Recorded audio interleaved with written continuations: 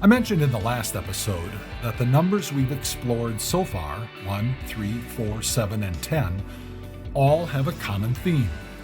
They all represent the idea of completeness and perfection, just from different angles or perspectives.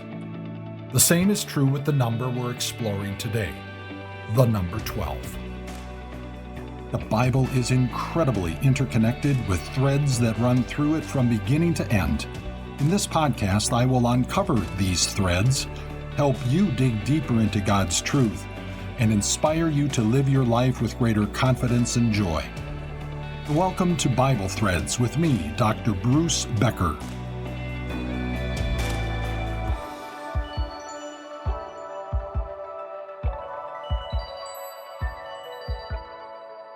Before we get to the number 12, though, I'd like to go back to the episode on the number 7. In that episode, I mentioned that Bible scholars, whom I've researched, didn't agree on how many times the number 7 occurs in the Bible. And I didn't know why. Well, I think I have at least a partial answer. There seem to be two variables.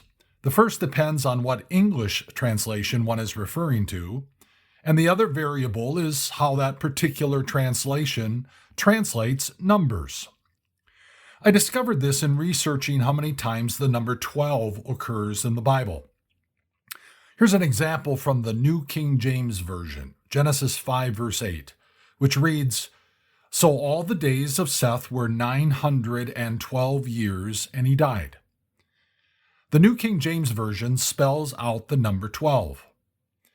The NIV, on the other hand, reads, "Altogether, Seth lived a total of 912 years, and then he died." The NIV translates it as a cardinal number rather than as a word spelled out.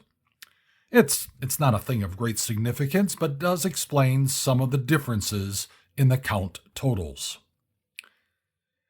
The number 12 and its ordinal number, 12th, occur over 200 times in the Bible.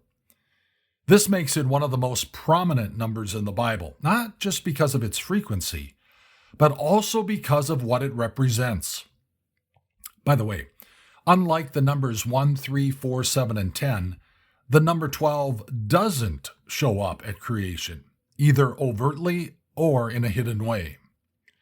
But the number 12 does show up throughout the Bible, from Genesis to Revelation. It's another one of our Bible threads. The number 12 is similar to the number 7. Remember, the number 7 is the sum of the number 3, referring to God, plus the number 4, God's creation. 3 plus 4 equals 7. Now, you've got this already, don't you? 3 plus 4 equals 7, and 3 times 4 equals 12.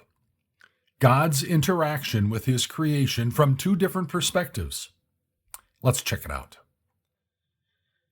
In an earlier episode, we talked about how the letters of the Hebrew alphabet also double for numbers. The 12th character of the Hebrew alphabet is Lamed, similar to the L sound in English.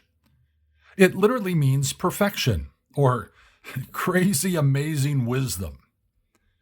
In addition to the number 12 signifying completeness and perfection, we'll see that it also signifies authority, God's authority. Now, a number of Bible scholars also speak about the number 12 symbolizing government. For example, they refer to the 12 tribes of Israel in the Old Testament as government entities. Now, for me, the word government suggests something that human beings are responsible for, instead of having the focus on God's authority. So instead of using the word government for God's Old Testament people, I'd like to suggest we focus on kingdom, God's kingdom, or to use New Testament language, the church. That's the capital C church. The 12 tribes of Israel were more than just 12 governments. They were God's Old Testament people, God's Old Testament church. What do you think? Do you agree with me? Do you disagree with me? Let me know. There is an example, however, in the Bible where the number 12 could indeed symbolize government or rulers outside of God's Old Testament church? Let's start there. Before we get to the 12 tribes of Israel, we should talk a bit about the 12 tribes of Ishmael. Did you know that there were 12 tribes of Ishmael? They don't get a lot of attention. Ishmael was Abraham's son, born to his servant Hagar, whom Sarah had given to her husband to make a baby. From Sarah's perspective, she was never going to have children since she was 80 plus years old, even though God had repeatedly promised that she would have a son. There are 2 places in Genesis that speak about the 12 sons of Ishmael. The first one is a verse that just makes reference to the 12 sons or tribes. Let me set the context. The Lord comes to Abraham one day with the repeated promise that he and Sarah would have a son. Now let me read a section of Genesis 17 which leads up to the Lord's talking and blessing on Ishmael. Upon hearing the Lord promise Abraham and Sarah a son, he, Abraham, fell down. He laughed and said to himself, "Will a son be born to a man 100 years old? Will Sarah bear a child at the age of 90? And Abraham said to God, "If only Ishmael might live under your blessing." Then God said, "Yes, but your wife Sarah will bear you a son, and you will call him Isaac. I will establish my covenant with him as an everlasting covenant for his descendants after him. And as for Ishmael, I have heard you. I will surely bless him. I will make him fruitful and will greatly increase his numbers. He will be the father of 12 rulers, and I will make him into a great nation. But my covenant I will establish with Isaac, whom Sarah will bear to you by this time next year." The difference between Abraham's son Isaac and his son Ishmael was that Isaac would receive God's covenant promise. Ishmael would not. The other place in Genesis where we hear about these 12 tribes is in chapter 25. This is the account of the family line of Abraham's son Ishmael, whom Sarah's slave Hagar the Egyptian bore to Abraham. These are the names of the sons of Ishmael, listed in the order of their birth: Nebaioth, the firstborn of Ishmael; Kedar, Adbeel, Mibsam, Mishma, Duma, Massa, Hadad, Tema, Jetur, Naphish, and Kedemah. These were the sons of Ishmael, and these are the names of the 12 tribal rulers according to their settlements and camps. Ishmael lived 137 years. He breathed his last and died, and he was gathered to his people. His descendants settled in the area from Havilah to Shur, near the eastern border of Egypt, as you go down toward Ashur. And they lived in hostility toward all the tribes related to them. The 12 tribes of Ishmael would settle in the region known today as Saudi Arabia, on the Sinai Peninsula, and they didn't get along with each other. Some of Ishmael's 12 sons, or rather their descendants, show up in other parts of the Old Testament. For example, Ishmael's second son, Kedar, and his descendants were known as Kedarites. The Kedarites were the military leaders among the 12 sons and tribes. Isaiah, in chapter 21, which is a chapter dealing with God's judgment on Israel's enemies, says this about the Kedarites. "This is what the Lord says to me. Within 1 year, as a servant bound by contract would count it, all the splendor of Kedar will come to an end. The survivors of the archers, the warriors of Kedar, will be few. The Lord, the God of Israel, has spoken." In Ezekiel chapters 26 to 28, the prophet made 3 prophecies about the city of Tyre. All 3 prophecies are in the form of Hebrew poetry, songs. In the second song, Ezekiel makes reference to all the people and countries that Tyre traded with. One of them was the Kedarites. It's just a brief reference. Arabia and all princes of Kedar were your customers. They did business with you in lambs, rams, and goats. By the way, in my podcast series entitled Storylines, I did 3 episodes on the songs of the Bible. If you're interested, check it out. The 3rd episode explains the songs of Ezekiel. Another interesting reference to Kedar is in Jeremiah chapter 2. As Jeremiah prophesies against Israel for forsaking the Lord, that is Yahweh, Jeremiah advises the people of Judah to check with Kedar and see if it is an ordinary thing for a nation to forsake their gods and turn to others like they did. Another son of Ishmael was named Tema. Job makes reference to Tema. As he laments his loss of wealth, he comments that the caravans of Tema and the armies of Sheba had hoped to plunder Job, but now he had nothing to plunder. By the way, Job's reference to one of Ishmael's sons suggests that Job lived around the time of Abraham or even later. There are several other references to the city of Tema in both the prophecies of Judah and Jeremiah. The 12 tribes of Ishmael would never be a part of God's covenant, his promise to send the Messiah. But because Ishmael was a son of Abraham, God blessed him and his descendants. And because the 12 tribes of Ishmael would never be a part of God's Old Testament covenant people, I think in this case you could say that the number 12 symbolizes government apart from God's Old Testament church. If you're interested in learning more about the 12 tribes of Ishmael, just do a web search. It's pretty fascinating. Well, let's talk about the 12 sons of Jacob, who were part of God's covenant people. Do you recall in our last episode when we noted that Abraham was the 10th generation after Seth, who was a son of Noah? Well, that makes Jacob the 12th generation after Seth. And then during his life, God blessed Jacob with 12 sons from 4 different mothers. Leah gave birth to half of the sons: Reuben, Simeon, Levi, Judah, Issachar, and Zebulun. Leah's handmaid gave birth to 2 of them, Gad and Asher. Rachel's handmaid also gave birth to 2, Dan and Naphtali. And Rachel, she gave birth to Joseph and Benjamin. Sometimes we talk about the 12 sons of Jacob, and at other times we talk about the 12 tribes of Israel. They're not exactly the same. First, let's look at the names of Jacob and Israel. The name Jacob means deceiver, trickster, or supplanter.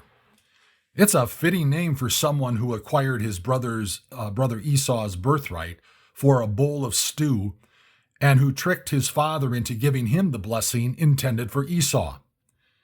Because of his deception, Jacob had to get out of Dodge because his brother Esau wanted to kill him. So Jacob fled to his uncle Laban's ranch, hundreds of miles to the north. That's where Jacob got married and raised his family. 20 years passed, and the Lord told Jacob to return to his home to meet Esau. The night before he met Esau, Jacob ended up in a wrestling match with God. When morning came, the Lord said, "Your name will no longer be Jacob, but Israel, because you have struggled with God and with men and have overcome." The name Israel means God prevails. It was a name change that reflected Jacob's changed heart. So, what about the 12 tribes of Israel? Let's fast forward to Jacob's son, Joseph, to whom Jacob gave a technicolor dream coat. This coat signified that Joseph was his favorite son. Add to that the fact that Joseph irritated his brothers with his dreams of all of them bowing down to him. The brothers hated Joseph so much that one day they sold him into slavery, where he ended up in Egypt. Now fast forward to Joseph becoming the number 2 guy in all of Egypt, saving the Middle East from starvation, and eventually being reunited with his brothers. Then fast forward to Jacob and his entire clan moving to Egypt, where Jacob learned that Joseph was married and had 2 sons. If you want to know all the details that I skipped, read or listen to Genesis 37 to 47. In my opinion, it's well worth knowing the highs and lows, the hatred and the grace of Jacob's family. Well, at the end of Jacob's life, he asked Joseph to bring to him his 2 sons, Manasseh and Ephraim. Jacob, aka Israel, considered Joseph's sons as his very own. Now fast forward 400 years, the children of Israel are living as slaves in Egypt. Moses arrived on the scene and led them out of Egypt. They headed to Mount Sinai, where God gave them his law as his chosen people. Then they headed north, sent 12 spies into the land of Canaan, the land promised to Abraham, Isaac, and Jacob. 2 of the spies returned and said, "God's got this, let's go." The other 10 of the spies said that there were giants in the land and that they shouldn't go. The children of Israel got cold feet. Because they didn't trust the Lord, they wandered in the desert for the next 40 years. When they finally arrived in the land of Canaan and conquered it, the land was divided into 12 geographical regions, 12 tribes. But at Mount Sinai, the Lord determined that the descendants of Levi, one of the sons, would be the priests and take care of the tabernacle. The Levites would be apportioned cities throughout the 12 tribes. So the Levites weren't counted among the 12 tribes, and neither was Joseph. So at the moment, there are only 10 tribes. The other 2 tribes were the descendants of Joseph's sons, Manasseh and Ephraim. Make sense? From the 12 sons of Jacob became the 12 tribes of Israel, God's Old Testament people, God's Old Testament church. Also at Mount Sinai, the Lord gave Moses instructions for the tabernacle, also known as the tent of meeting. By the way, we never want to lose sight of the fact that the Lord himself designed the tabernacle. In the first room of the tabernacle, known as the holy place, there were to be 12 loaves of bread at all times. Those loaves were called the bread of presence, not like Christmas presents, but like God's presence. During the dedication of the tabernacle, the leaders of Israel made an offering of 12 oxen.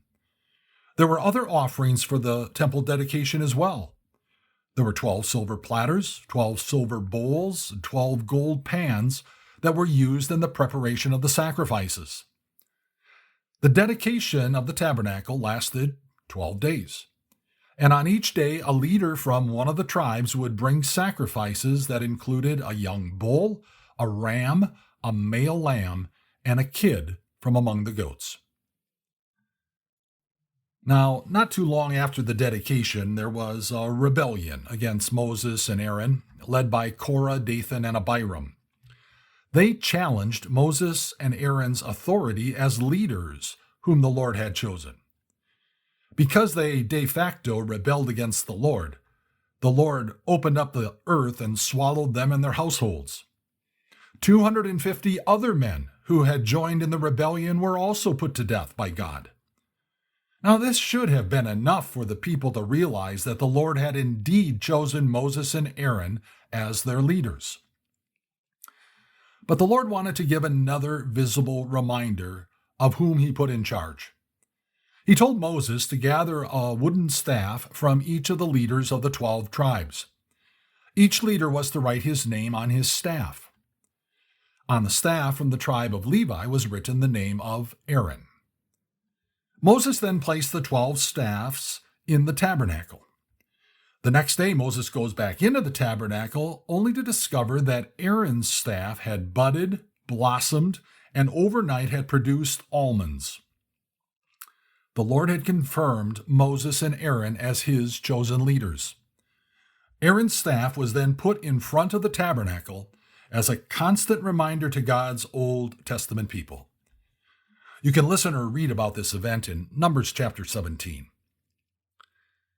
Let's move to the New Testament. where we see the number 12 showing up to symbolize Christ's New Testament church. It all begins with Jesus himself when he turned 12 years old. The 12th year of a Jewish boy's life was special. It was the final year of preparation before he entered full participation in the religious life of the synagogue. Up until this time, a Jewish boy would have been learning God's Old Testament laws, the Ten Commandments, other things about their religious life from his parents, especially his father. At age 12, the boy went through a ceremony through which he became a son of the commandment, known in both Hebrew and English as a bar mitzvah. At age 12, Jesus chose to stay behind at the temple in Jerusalem to listen, to learn, to ask questions, and to answer questions with the Jewish religious leaders. Jesus, for the first time, personally puts himself under the law in his earthly mission to redeem those under the law. 18 years later, Jesus began his public ministry by calling 12 men to be his disciples. During his 3-year ministry, Jesus sent out those 12 disciples as apostles, a word that means one sent out. Those apostles would eventually lead his church after he ascended into heaven. On Ascension Day, there were only 11 apostles because Judas had ended his own life. So shortly after Jesus' ascension, the apostles appointed Matthias to replace Judas. It was a fulfillment of an Old Testament prophecy which stated, "May another take his place of leadership." So there were again 12 apostles to lead Christ's New Testament church. So, the number 12 symbolizes the Lord's Old Testament church as well as Christ's New Testament church. Then, when we get to the last book of the Bible, the book of Revelation, we discover that the number 12 shows up to symbolize God's eternal, heavenly church. In the Bible, numbers can have a literal meaning, such as Jesus having 12 apostles. At other times, numbers can have both a literal and symbolic meaning, such as the 12 apostles symbolizing the New Testament church. And sometimes numbers have only a symbolic meaning, as with many examples found in the visions in the book of Revelation. In Revelation chapter 21, the Apostle John sees a vision of a new heaven and a new earth, because the first earth had passed away. Then he sees the New Jerusalem, also referred to as the Holy City. He saw this city coming down out of heaven, prepared by God for all believers. Then later in the chapter, we get a description of the New Jerusalem. It is highly figurative language, using images from the Old Testament tabernacle/temple. The measurements and the other features of the New Jerusalem are all the number 12 or multiples of 12. Here is how John described the city he saw in this vision. It shone with the glory of God, and its brilliance was like that of a very precious jewel, like a jasper, as clear as crystal. It had a great high wall with 12 gates, and with 12 angels at the gates. On the gates were written the names of the 12 tribes of Israel. There were 3 gates on the east, 3 on the north, 3 on the south, and 3 on the west. The wall of the city had 12 foundations, and on them were written the names of the 12 apostles. The New Jerusalem brought together the Old Testament church and the New Testament church. Now, there's more to say about the number 12 in the book of Revelation when multiples of 12 appear, such as the 24 thrones and the 24 elders, and the 144 cubits, 12 times 12, and the 144,000, 12 times 12 times 10 times 10 times 10. We'll explore these numbers and others in a future episode where we'll examine multiples of the numbers we've already considered. Now, before we wrap up, I just want to emphasize one point. Numbers in the Bible can give us clues into deeper symbolic meaning in the biblical text. But we always have to make sure that the context of the passage aligns with the typical symbolism of that number. For example, not every number 12 is a reference to completeness or perfection or to the church.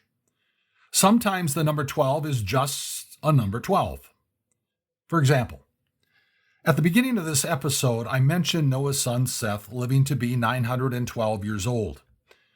In the case of Seth, there is likely no significance to the fact that he lived 12 years past the age of 900. Man, that's a long time to live, don't you think? 12. It's one of the Bible threads that extends from Genesis to Revelation. In our next episode, we'll explore the number 40. Until then, if you have any thoughts or questions about this podcast, please email me at bruce@timeofgrace.org. I'd love to hear from you.